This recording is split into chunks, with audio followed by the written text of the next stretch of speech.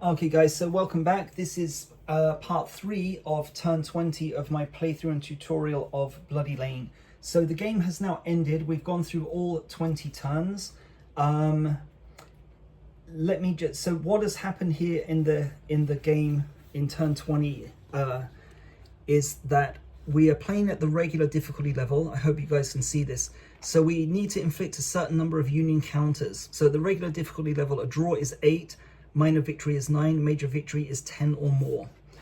And what I have succeeded in doing is eliminating 1, 2, 3, 4, 5, 6, 7, 8 Union regiments. So 8 is a draw, 9 would have been a minor victory, 10 or more would have been a major victory. So it's a draw.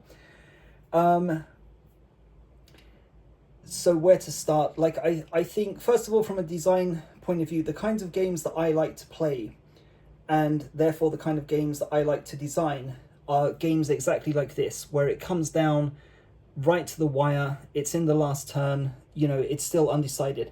I don't particularly like playing games where I win too easily, and I don't particularly like playing games where I'm losing too badly. Like I'm happy to play a tight game, even if I lose. If it's close, that's the kind of game that I love, and that's the kind of game that I want to design. I think the first, if you go back and watch the past videos, the first half of the game, the first 10 turns or so, the luck was completely against me.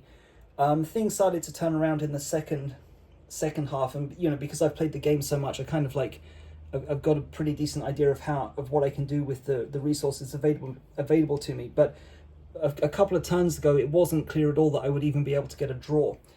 The reason why eliminating the Union regiments is so important, and it's not just a simple case of defending Bloody Lane, is that various things were going on historically that the game anticipates, and kind of like we play up until turn 20 because we don't want to just keep the game going and going and going until everybody is destroyed. There are considerations for playtime, but subsequently after turn 20, what we're imagining happening is that by this point, the fourth wave, the Irish Brigade, have entered the battle, and they've marched somewhere close to the front. While this was happening, the Union artillery had ruined the supply line.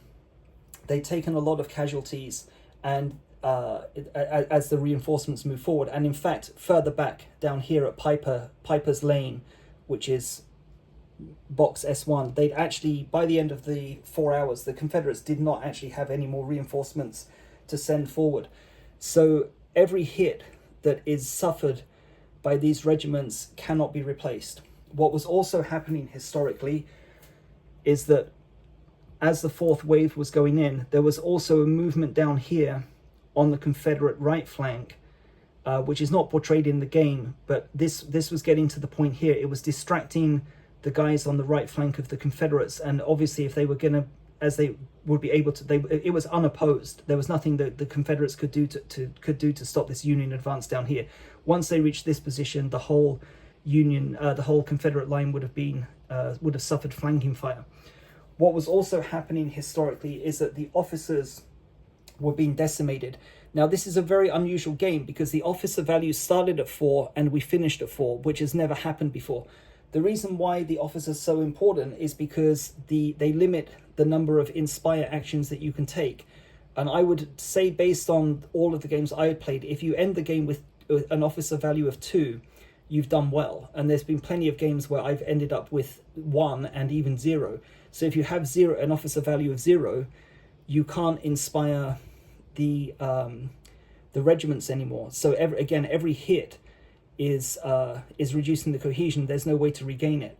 The officers were also important historically because around this area there was a mistaken order where I can't remember the officer's name, but he was supposed to turn the regiment to face this way because the Union had broken through here to attack here, but he actually ordered an about face, and there are other Confederate regiments down here. So once these guys started moving and retreating, the whole left flank here of the Confederate line also collapsed.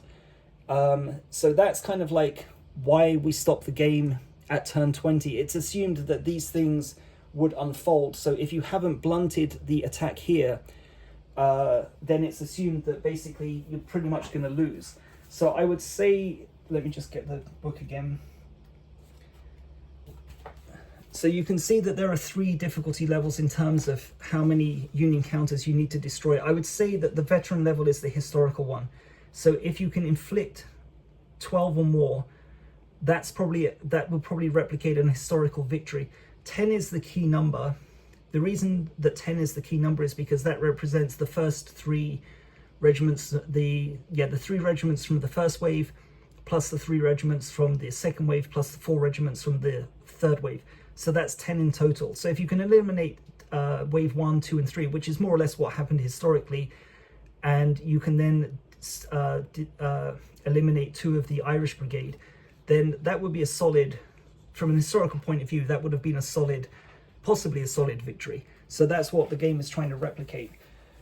What else happened? The Confederate artillery also did very well to hold on. So this was a bit of a blessing. Actually, I said things didn't go well in the first half of the game, but the one thing that did work out to my advantage is that they hadn't taken any hits, I don't think, in the first half of the game.